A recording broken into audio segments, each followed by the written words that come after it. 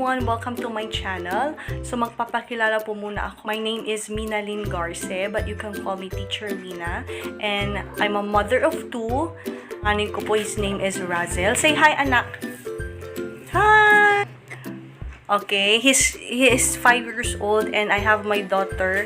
Her name is Berneice. Sa ngayon po tulog po siya. So, right now, i-share ko po sa inyo yung ways ko, paraan ko kung paano ko tinuturuan yung mga anak ko. And today, we're going to have numbers and addition. So, ano po yung mga gagamitin po natin? So, we have cutter, gunting, marker, and then, ito po, this folder. Kung wala po kayong folder, kahit anong papel na lang po, pwedeng bond paper, basta make sure po na wala pong print yung gagamitin yung papel at wala pong anumang design. Ayan. So, dito po pinapakita po natin yung mga alternatibong paraan or alternatibong na material na pwede po ninyong gamitin. Again, sa pag-aaral, pagtuturo po ng ating mga anak, hindi po kailangan magastos, hindi po kailangan mahal, diskarte lang po, konting creativity. Magagaling po tayong mga nanay dyan. So, yun po. So, basta wala pong sulat, wala pong print, basta plain white lang po siya. And then, ang gagawin po natin ay gugupitin po natin folder na ito na may pare-parehas na sukat po. So, sige, gawin na po natin.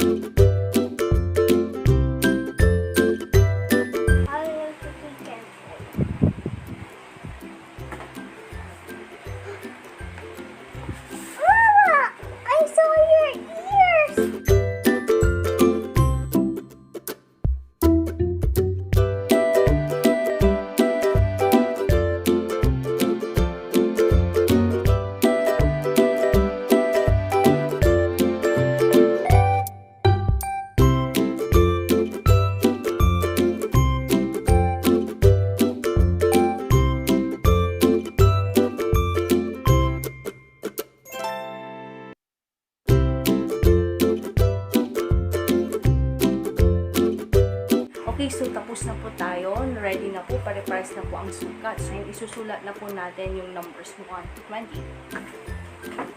Ayan, so ready na po tayo. Yung number cards po natin.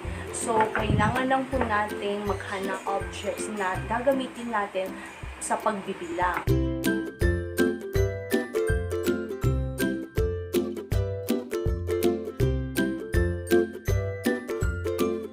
So, bago niyo po sila tawagin to work with you, to do the activity, make sure na i-ready niyo na po yung mga material na gagamitin niyo.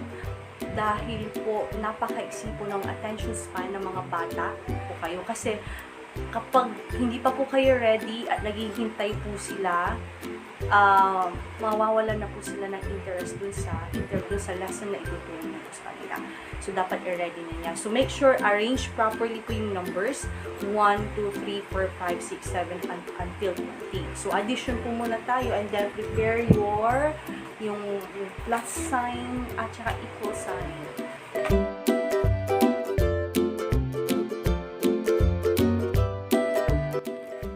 Hi, hello everyone! Gising na po siya.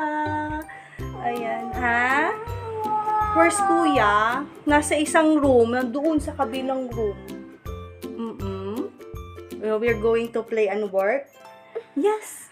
Yes, say hi. Hi. Okay. Wait lang po. So, ayan, nandito po tayo sa kabilang room dahil tahimik. Nandito po sila naglalaro.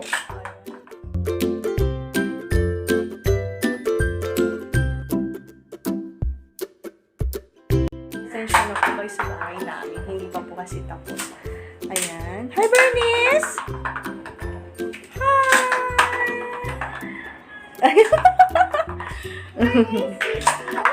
Hi! Cute and small. What are you playing? like that. What's that? Ano yun? Golf? No. Look, Hockey. airplane. Hockey? Lady. On a table? Yes. With many balls? Yes. Numbers. Ah, balls have numbers. O, di billiards. You call that sport billiards. It's billiards. Why you only have one? Nandito po kami sa taas. Ay, sa baba. Baba. Ngayon, packet na naman po kami. Halika na si Ren. Yes. Look, we want. Tara si Ren. Let's go. Let's go. Oh, let's go. You want to bring your Lego blocks?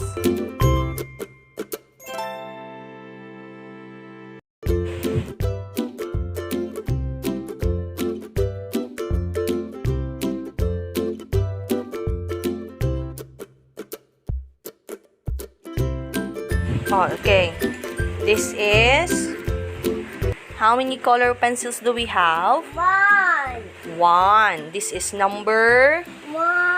One. Very good. Now, how many color pencils do we have this time? The same? What? Two the same? This is number... Two. Very good. Let's remove this na. Yan na lang, okay? Two. Very good. Next. Oh.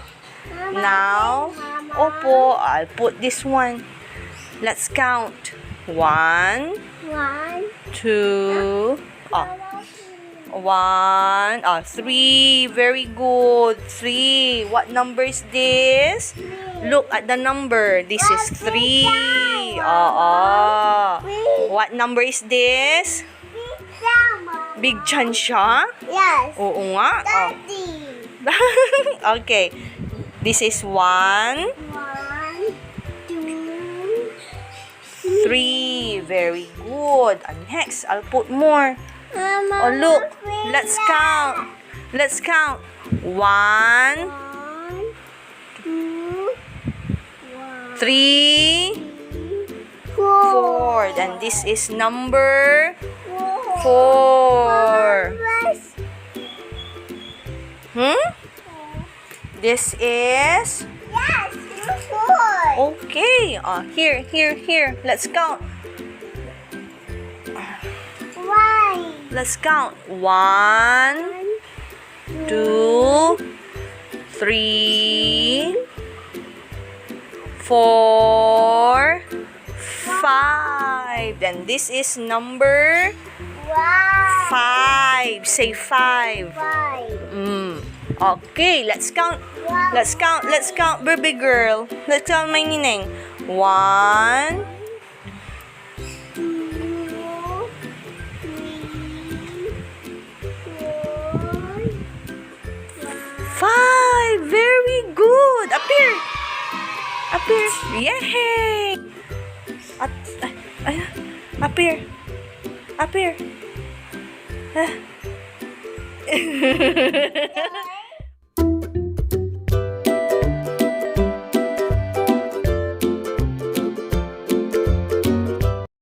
Start.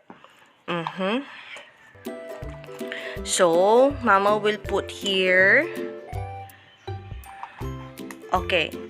How many puzzle pieces do I have here? Can you please count? 3. Is this number 3? Can you please put it there? Thank you. Okay, so this is 3. Next. What if Mama will put another here? Look here, anak. There. So that is... Can you please look for number 2? Very good. So, 2. When we say addition, you listen ako. When we say addition, you are going to put all these puzzle pieces together. So, this is plus. Very good. Let's do it. No, me. Your turn. Sige. Okay, 3 plus 2. So, that means we're going to put all the puzzle pieces together. Equals... Don't have space. Like this. Again, please. 3. 3. No. Oh, sure. Okay. 3 plus 2 Equals.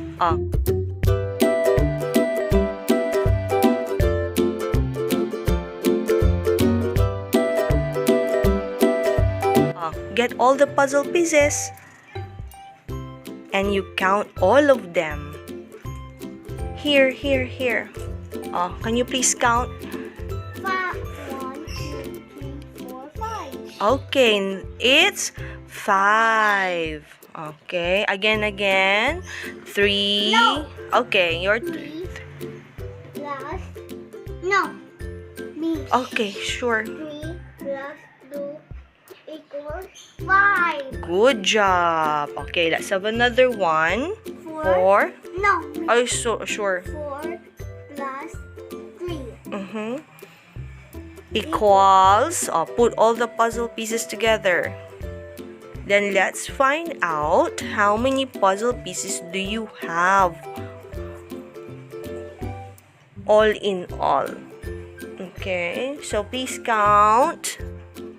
1, 2, 3, 4, 5, 6, 7. So, it's 7. 7. Okay, there, put it there. Very good.